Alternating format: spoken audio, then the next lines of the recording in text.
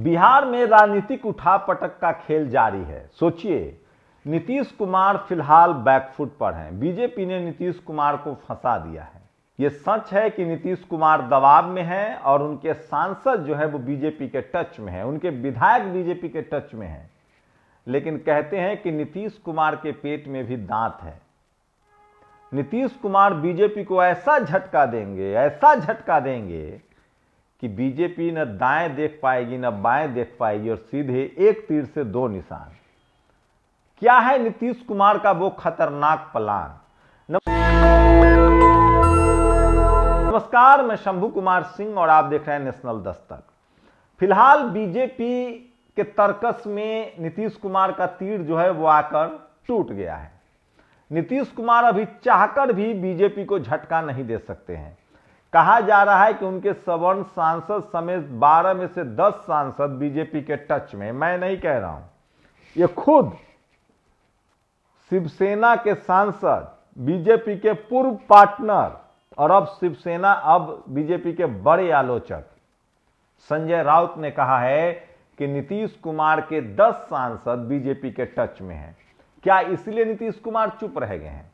उसके बाद मांझी जी ने कहा था कि बीजेपी के विधायक के टच में या बीजेपी के साथ नीतीश कुमार के विधायक भी हैं।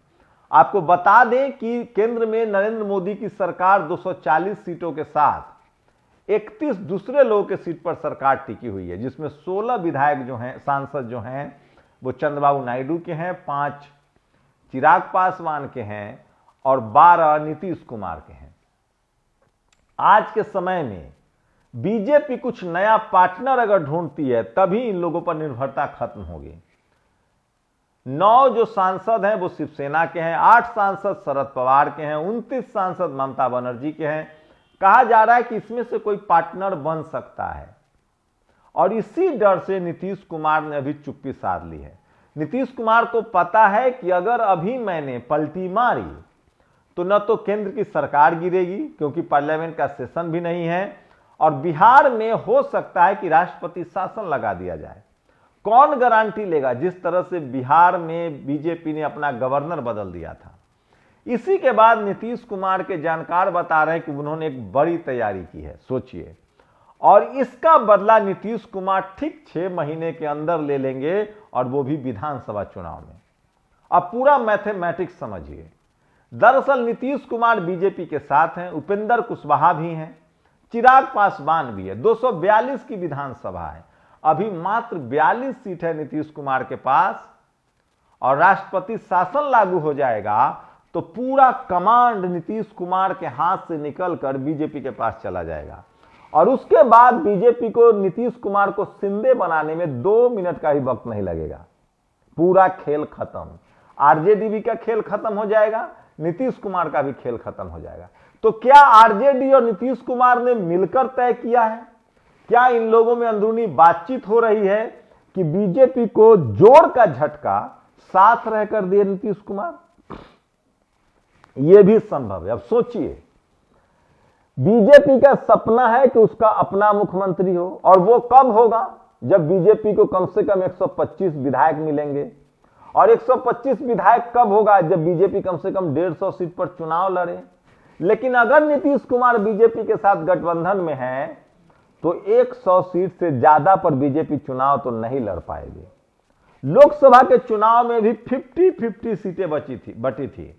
40 सीटों की लोकसभा में नीतीश कुमार ने लगभग 15 सीटें ली थी, और 15 सीटें पर बीजेपी लड़ी थी। बाकी 5 जो है वो चिराग पासवान को मिला था।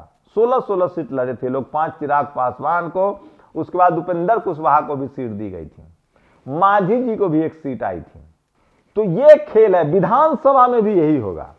विधानसभा में बीजेपी चाहकर भी 100 सीट से ज्यादा नहीं लड़ सकती है, क्योंकि 100 सीट तो नीतीश कुमार भी लड़ेंगे, मतलब 200 सीट हवा।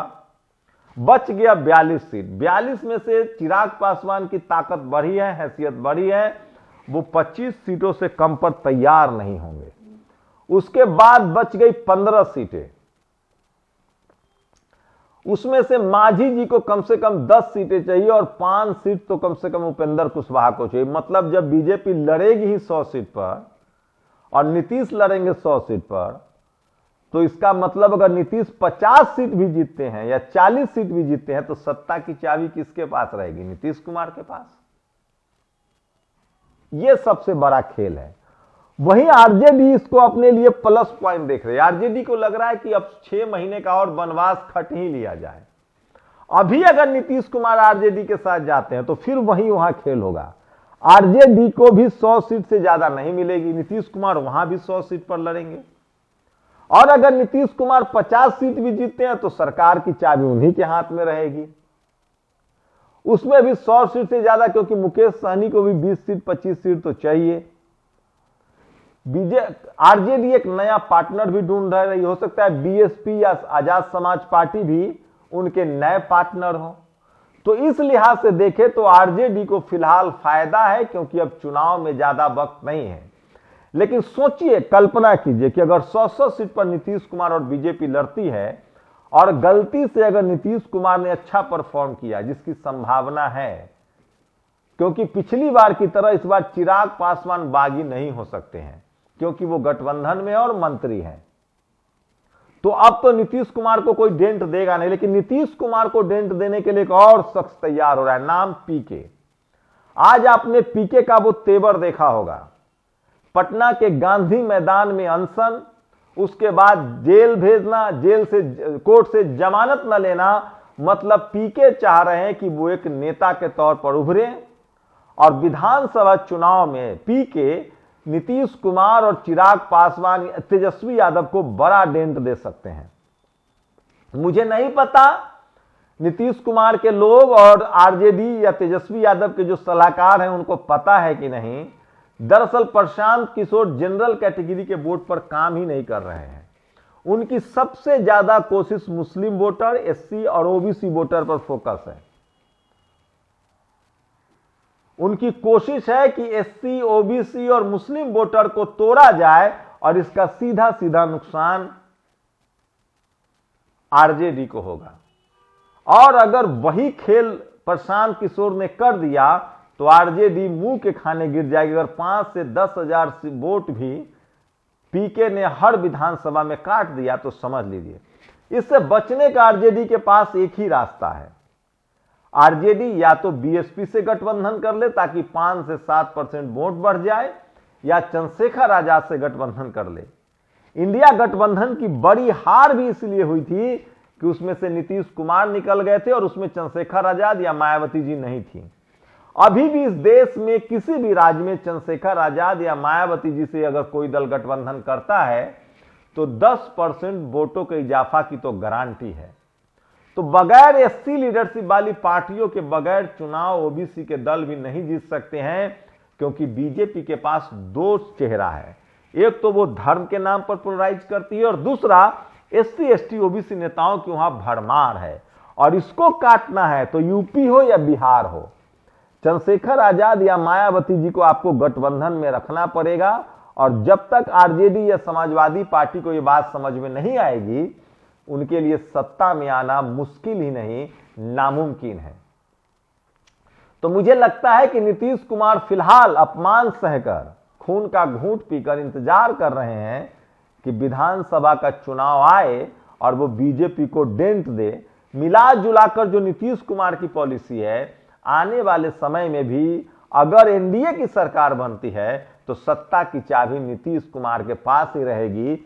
या अगर आरजेडी ने प्रशांत किशोर का काट ढूंढ लिया या चंद्रशेखर आजाद या बीएसपी के साथ गठबंधन कर लिया तो यकीन मानिए 225 से 30 सीटें पहुंचने में आरजेडी को बहुत कठिनाई नहीं होगी, क्योंकि अभी भी सोशल जस्टिस के नाम पर आरजेडी लीड ले रही है। लालू यादव जी का पिछला जो काम है और खासकर मुस्लिम समाज का वोट, ओबीसी और एससी समाज का सबसे भरोसेमंद पार्टी अब बिहार में कोई है तो वो आरजेडी है। लेकिन आरजेडी अगर ये सोचती है कि वो 200 सीटों पर या 150 सीटों पर चुनाव लड़के अकेले जीत लेगी तो बड़ा मुश्किल है, क्योंकि अब चुनाव परमुटेशन एंड कॉम्बिनेशन मैथमेटिक्स का खेल है। 5% वोटों के ऊपर नीचे होने से खेल बिगड़ जाता है।